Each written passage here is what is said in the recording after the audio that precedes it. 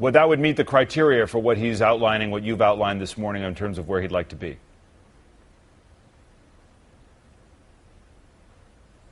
Right. Well, Venezuela has a democratically elected government, though it has lots of problems in its political system. And I think the real question is, why should an American citizen who joined the U.S. military, worked for the CIA, worked for the NSA, why does he feel that he has to flee the United States simply because he steps forward in a very careful way, goes to newspapers, reveals wrongdoing and lying on the part of U.S. government officials? Why does he feel that he has to flee? And the McClatchy article this morning answers that question. It says the Obama administration has been unprecedentedly aggressive and vindictive in how it punishes and treats whistleblowers as enemies of the state. And I think that's really the question we need to be asking, is why are whistleblowers being treated in this fashion? You are a polemicist here. You have a point of view. You are a columnist. You're also a lawyer. You do not dispute that Edward Snowden has broken the law, do you?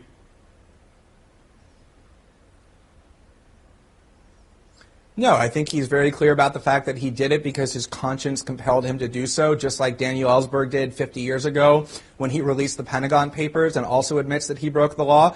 I think the question, though, is how can he be charged with espionage? He didn't work for a foreign government. He could have sold this information for millions of dollars and enriched himself. He didn't do any of that either. He stepped forward and, as we want people to do in a democracy, as a government official, learned of wrongdoing and exposed it so we could have a democratic debate about the spying system. Do we really want to put people like that in prison for life when all they're doing is telling us as citizens what our political officials are doing in the dark?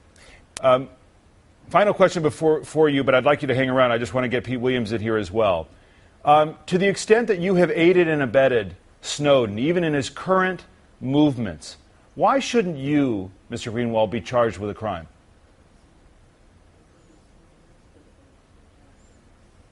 I think it's pretty extraordinary that anybody who would call themselves a journalist would publicly muse about whether or not other journalists should be charged with felonies. The assumption in your question, David, is completely without evidence, the idea that I've aided and abetted him in any way.